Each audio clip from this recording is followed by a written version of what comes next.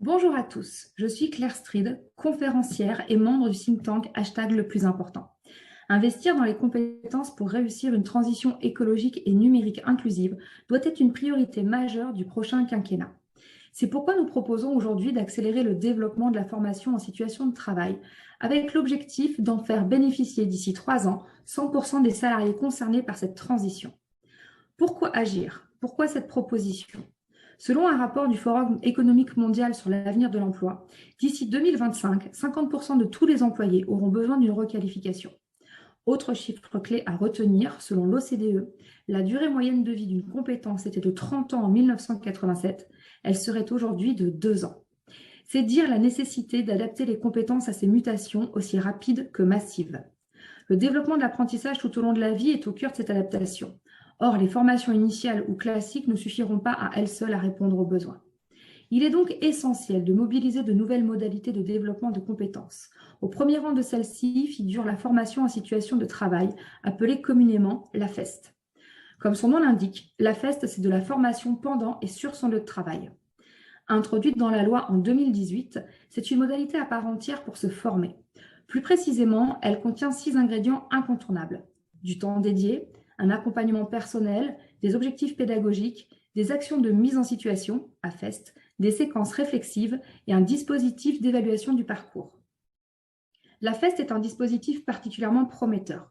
Elle permet de faire évoluer les entreprises vers des organisations plus apprenantes, en améliorant notamment la transmission des compétences en interne. Elle leur permet de former plus facilement leurs collaborateurs et à un coût réduit.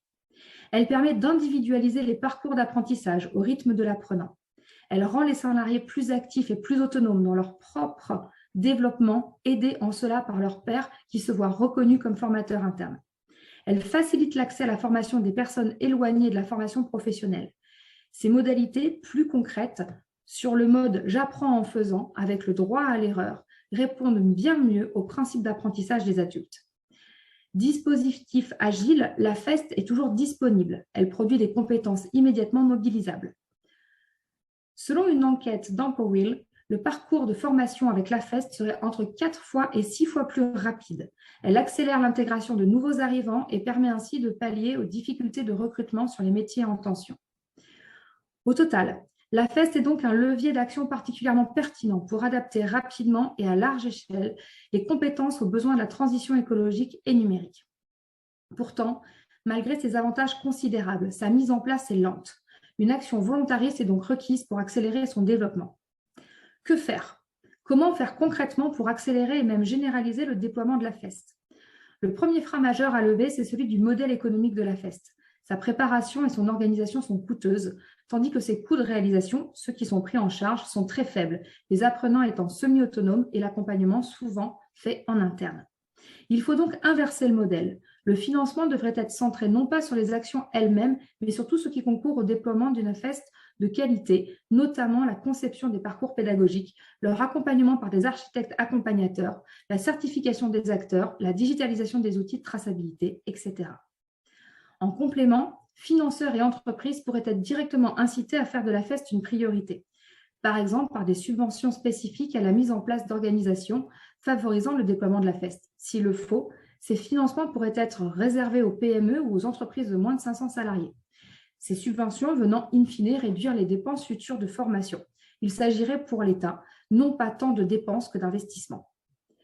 Nous proposons d'ouvrir la FEST à l'apprentissage. Curieusement, la loi ne le permet pas aujourd'hui, alors que, selon les termes de Marc Dennery, elle pourrait lui redonner ses lettres de noblesse pédagogique. Intégrer la FEST dans un parcours d'apprentissage, c'est parvenir enfin à la vraie formation en alternance, celle où le parcours en entreprise n'est pas juxtaposé à celui d'une école, mais intégré. Last but not least, il importe de renforcer l'attractivité de la FEST pour les travailleurs eux-mêmes. La reconnaissance est un levier clé pour promouvoir les apprentissages.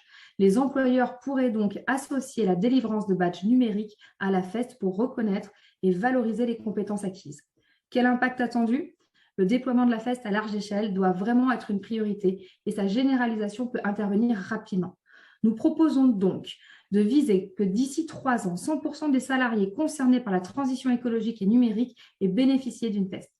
Cette ambition sera porteuse d'une double dividende, des compétences et une employabilité accrue pour les salariés, une meilleure compétitivité et de moindres pénuries de main-d'œuvre pour les entreprises.